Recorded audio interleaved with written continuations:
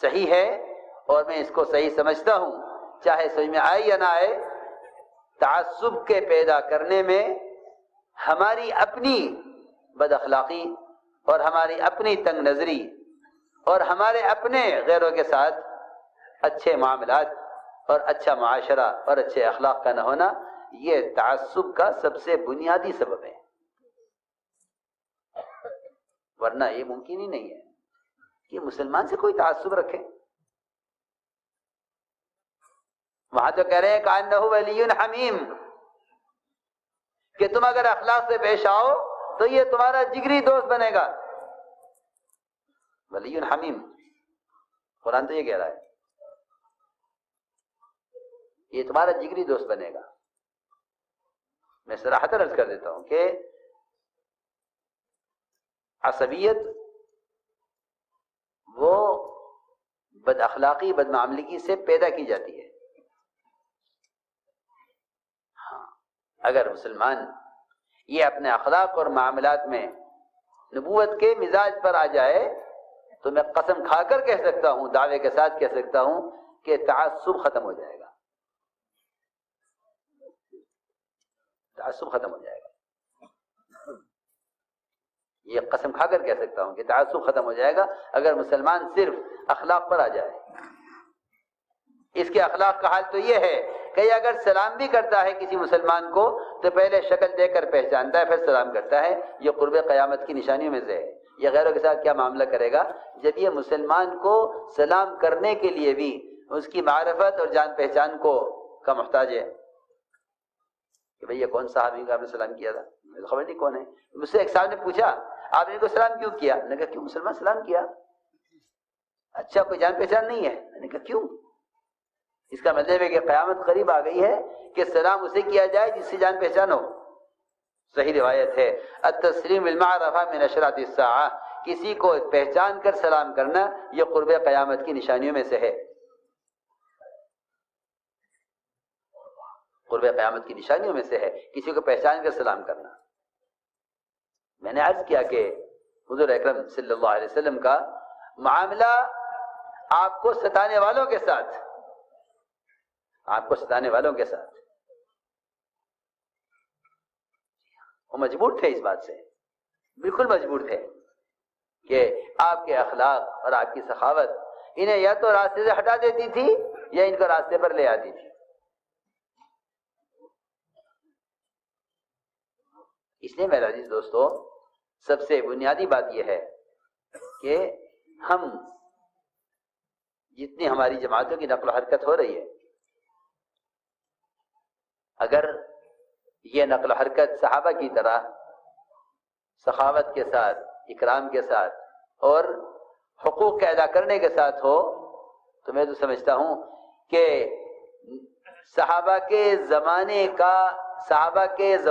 کے اسلام کا تمام اقوام باطلہ کے درمیان اسلام کا تعارف کرانے کے لیے ان جماعتوں کی نقل و حرکت، یہ جماعتوں کی نقل و حرکت کافی ہے۔ ریکنسٹرکشن آف امہ ڈیلی میں کچھ اہم بات کہہ گیا ہوں۔ تمام اقوام باطلہ کے درمیان صحابہ کے زمانے کے اسلام کا تعارف کرانے کے لیے ہماری جماعتوں کی نقل و حرکت کافی ہے۔ اگر خدا کی قسم ان کے دلوں میں ان کی ہدایت کی تمنا ہو اور ان کے ملک و مال کی حرص نہ ہو، کیونکہ یہ دو بیماریاں اندر ہیں، یہ دو بیماریاں اندر ہیں کہ ہم ان کے طریقوں کے پابند ہیں، ان کے ملک و مال کے حریص ہیں اور ان کی ہدایت کی طلب نہیں ہے جیسی ہونی چاہیے۔ ایسے میں اگر مغلوب ہو کر مسلمان نہ رہے تو کیوں نہ رہے؟ اس لیے کہ مسلمان کے غالب آنے کے لیے یہ تین شرطیں ہیں۔ پہلی شرط یہ ہے کہ ان کی ہدایت کی تمنا ہو، دوسری شرط یہ ہے کہ ان سے انتقام کا جذبہ نہ ہو، تیسری شرط یہ ہے کہ ان کے ملک و مال کے حریص نہ ہو، ان کے ملک و مال کے حریص نہ ہو۔ اس لیے کہ جو آدمی غیروں کے ملک و مال کا حریص ہوگا وہ ان کی ہدایت کا ذریعہ نہیں بن سکتا، پکی بات ہے، یہ پکی بات ہے۔ اور یہ بیماری اندر ہے، یہ دو چور ہیں دلوں میں ہمارے کہ ہم غیروں کے ملک و مال کے حریص ہیں، ان کی ہدایت کے حریص نہیں ہیں۔ اللہ تعالیٰ نے جو کچھ لے کر مسلمانوں کو دیا تھا اس شرط پر دیا تھا، اس بات پر کہ وہ ان کے ملک مال کے حریص نہیں تھے. وَأَوْرَثَكُمْ أَرْضَهُمْ وَدِيَارَهُمْ وَأَمْوَالَهُمْ وَأَرْضًا لَمْ تَطَئُوهَا، ہم سب دے دیں گے تمہیں مگر تم اس کے طالب مت بنو. اور اگر تم اس کے طالب ہو تو پھر تمہیں مغلوب ہو کر رہنا پڑے گا. اس لیے سب سے اہم چیز وہ یہ ہے کہ مسلمان ہر حق والے کا حق ادا کرے، اس لیے کہ اسلام کو سمجھایا نہیں جا سکتا حقوق کی پامالی کے ساتھ. اپنا حق معاف کر دو کیونکہ تمہیں اپنا حق اللہ سے لینا ہے. میری بات دھیان سے سننا، اپنا حق معاف کر دو کیونکہ حق اللہ سے لینا ہے. حدیبیہ میں جو شرطیں لگی، آپ کو ہم طواف نہیں کرنے دیں گے، مسجد حرام ساری دنیا کی مساجد کا قبلہ ہے، ہم آپ کو عمرہ نہیں کرنے دیں گے، آپ یہاں سے واپس جائیے، اور ہمارا کوئی آدمی آپ کے پاس آئے گا ہم واپس نہیں کریں گے، ہمارا کوئی آدمی آپ کے پاس آئے گا آپ کو واپس کرنا پڑے گا.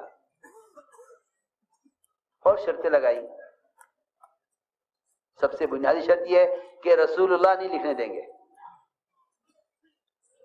ساری شرطیں منظور. کیوں؟ تم اپنے جذبات کو حکم پر قربان کرو، ہم تمہیں فوراً فتح دکھلائیں گے. تو اپنے جذبات کو حکم پر قربان کرو، ہم فتح فوراً دکھلائیں گے. اللہ کی شان. وہاں سے ہٹے نہیں تھے کہ سورہ فتح نازل ہو گئی. صحابہ کرام فرماتے ہیں کہ لوگ سمجھتے ہیں کہ مکہ پر حملہ فتح مکہ ہے. نہیں، مکہ پر حملہ فتح مکہ نہیں ہے، حدیبیہ فتح مکہ ہے. کہ تم جذبات کو قربان کر دو حکم پر.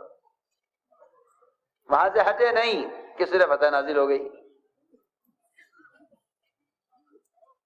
اس لیے میں نے عرض کیا کہ ہر حق اور باطل ان دونوں کی ایک حد ہے جہاں تک ان کو پہنچنا ہے. حق اپنی حد کو پہنچ کر غالب آئے گا اور باطل اپنی حد کو پہنچ کر مغلوب ہوگا.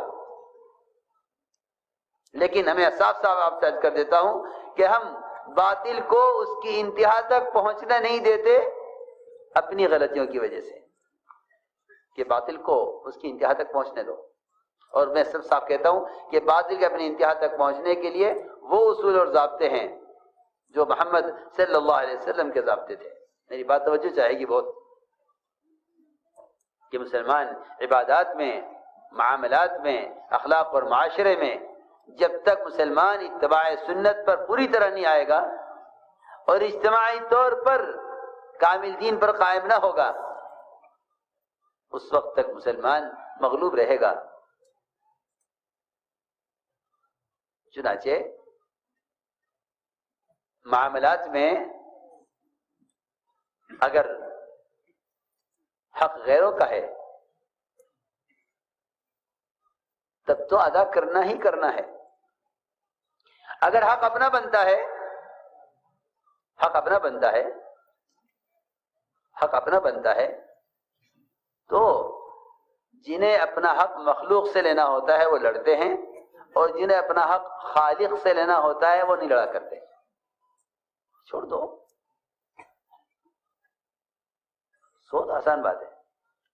لڑتے وہ ہیں آپس میں جنہیں حق مخلوق سے لینا ہوتا ہے، اور جنہیں حق خالق سے لینا ہوتا ہے وہ آپس میں لڑا نہیں کرتے. نہیں لڑتے، ہم اب خالق سے اپنا حق خالق سے لیں گے. جی ہاں، بہت آسان بات ہے. لڑتے وہ ہیں جو مخلوق سے حق چاہتے ہیں. اس لیے کہ ظالم کون ہے، مظلوم کون ہے؟ جب یہ اللہ تعالیٰ کے علم میں اور نظر میں ہے پھر کیا پرواہ ہے؟ پھر کیا پرواہ ہے؟ کہ صبر ایک واحد چیز ہے، صبر ایک واحد چیز ہے جس سے باطل اپنی انتہا کو پہنچ جاتا ہے جلدی، لیکن مسلمان کی بے صبری باطل کی مدت کو بڑھاتی ہے. سمجھے نہیں؟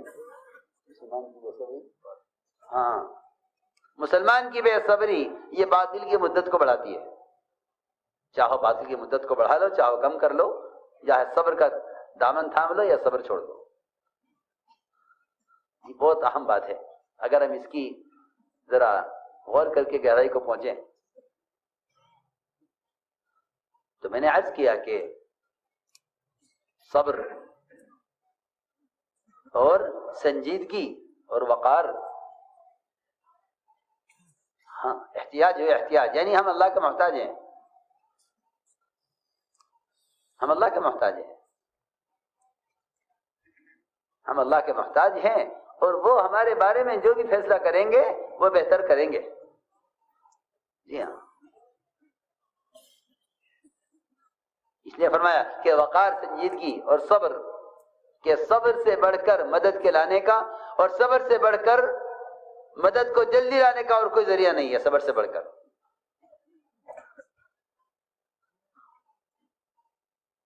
اس لیے فرمایا کہ جس کا حق ہے اس کا حق ادا کر دو اور اپنے حق کا مطالبہ اللہ سے کر لو.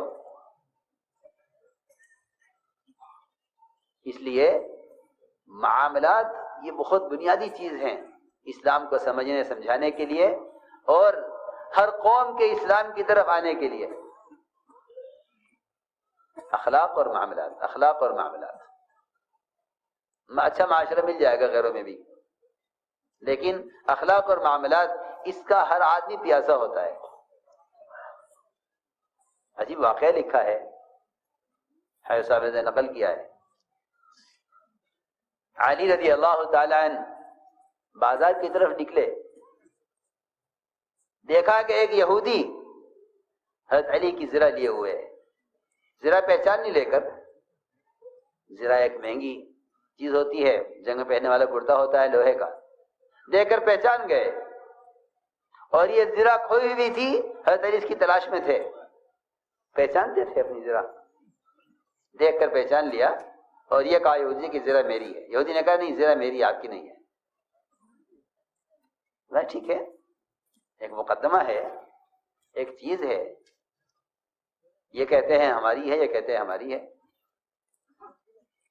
چلو عدالت میں، چلو عدالت میں فیصلہ ہوگا.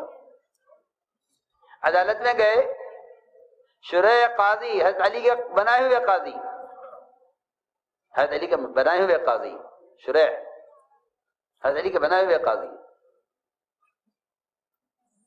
دیکھتے ہی اچانک امیر المومنین عدالت میں، امیر المومنین عدالت میں کیا حکم ہے؟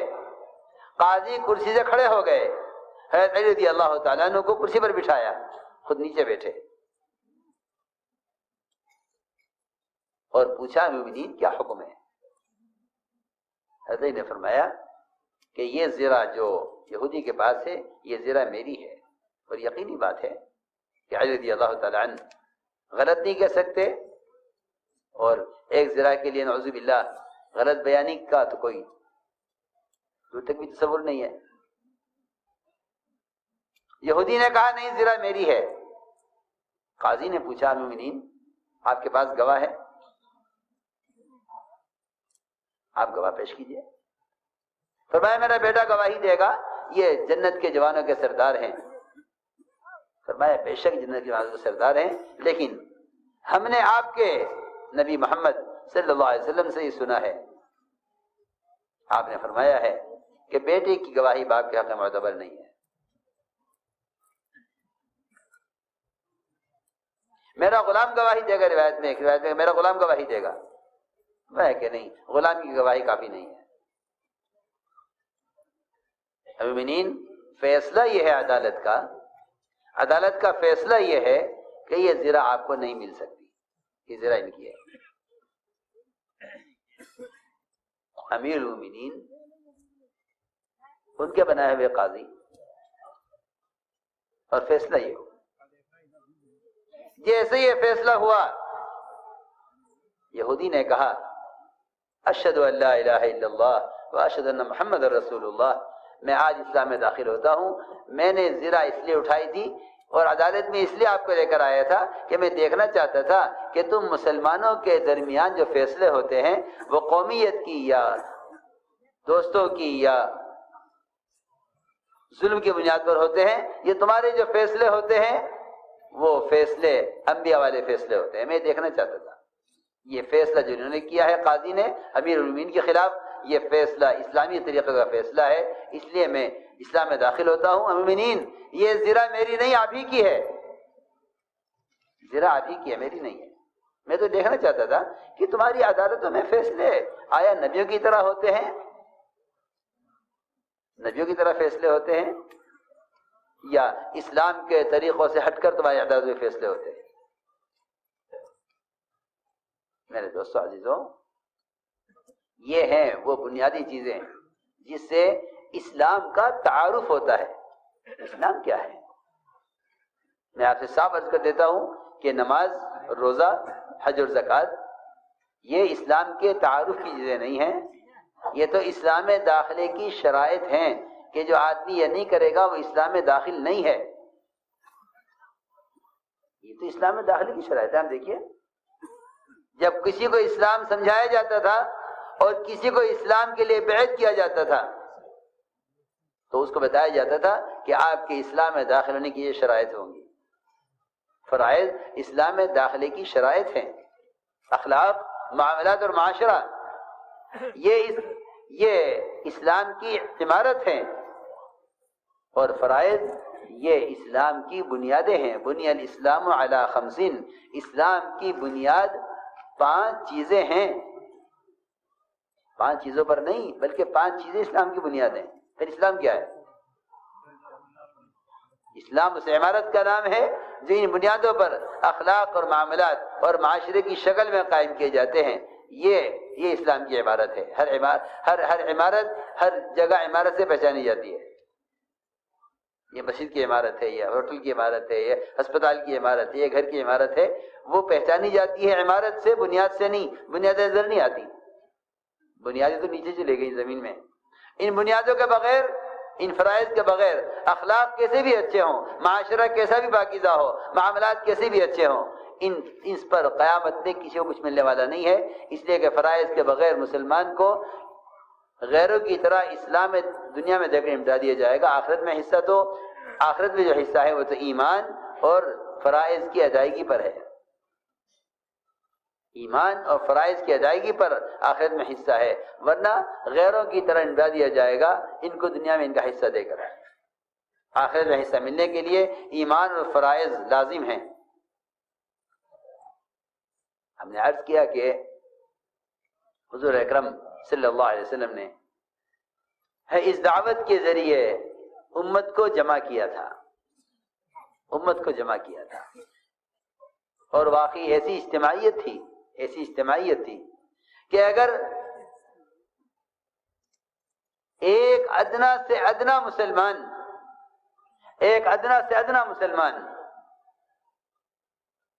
اگر کسی ایسے مشرک کو امان دے دے جس کو سب قتل کرنا چاہتے ہوں، تو یہ اس ایک ادنا مسلمان کے امان دینے سے یہ مشرک سارے 100% مسلمانوں کے درمیان مامون ہو جاتا تھا، محفوظ ہو جاتا تھا۔ اسے کوئی کچھ نہیں کہہ سکتا۔ کیوں؟ ایک مسلمان نے امان دے دی۔ یہاں ہمارے اس زمانے میں مسلمانوں کے آپس کے تفرق کا حال یہ ہے کہ اگر مسلمان کی ایک جماعت ایک فرد کو معاف کر دے گی تو دوسری جماعت معاف نہیں کرے گی کہ ہم معاف نہیں کرتے۔ مسلمان کو معاف کرنے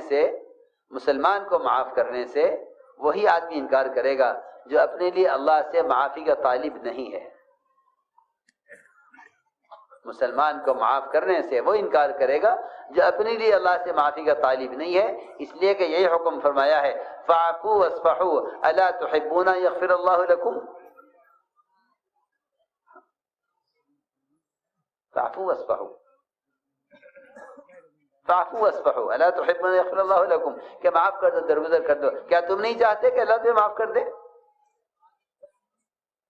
جو آدمی اپنی اللہ سے معافی کا طالب ہوگا، وہ مخلوق کو معاف کرنے کو اس لیے پسند کرے گا کہ اللہ مجھے معاف کر دے۔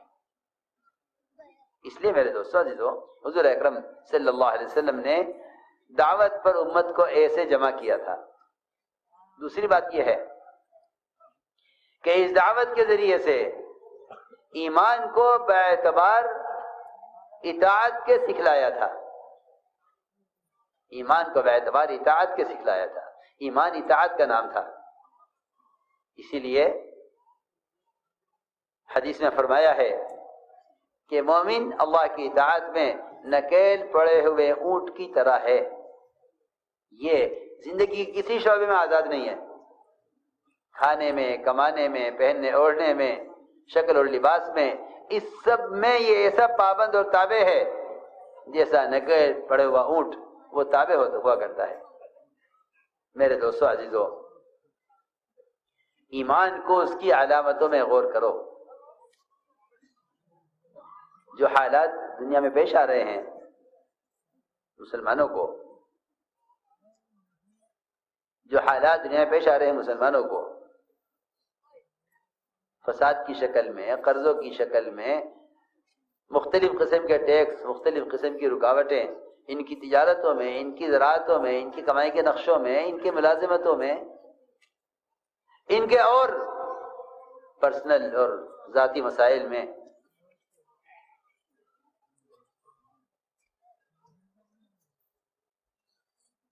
اس سب کا تعلق کہاں سے ہے؟ مومن، صاحب میں عرض کر دیتا ہوں، مومن اور کافر، اس کا جو فرق ہے حدیث میں کھول کر بیان کر دیا ہے کہ اس کا فرق یہ ہے کہ مسلمان اس کو اگر ایک پیر میں ٹھوکر بھی لگے گی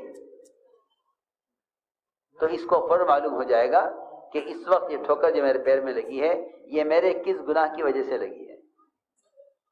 عجیب حدیث ہے، عجیب روایت ہے، واقعی غور کرنے کی روایت ہے۔ فرمایا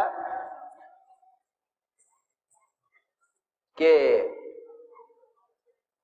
جو اللہ کو نہیں جانتے، جو اللہ سے ناواقف ہیں، جن کے اللہ کے درمیان پردہ ہے،